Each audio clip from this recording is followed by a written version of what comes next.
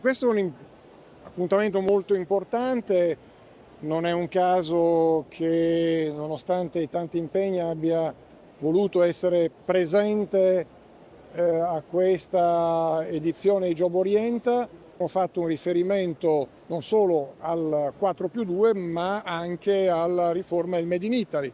Riforma del Made in Italy che quest'anno contiamo avrà certamente adesioni più significative. L'impatto è stato comunque soddisfacente, abbiamo coperto alcune regioni importanti, ma soprattutto oggi parliamo di scuola nel suo complesso, parliamo di formazione, parliamo di nuova didattica, di nuove forme di didattica, e su questo sono particolarmente orgoglioso che grazie alle scelte che abbiamo attuato l'Italia è uno dei primi paesi ad aver applicato in via sperimentale l'intelligenza artificiale alla didattica in 4 regioni. Mi fa anche molto piacere, fra l'altro, che la prima regione che si è detta disponibile sia una regione come la Calabria, in particolare una scuola di Palmi, il che sta a significare proprio quella voglia di futuro che caratterizza sempre di più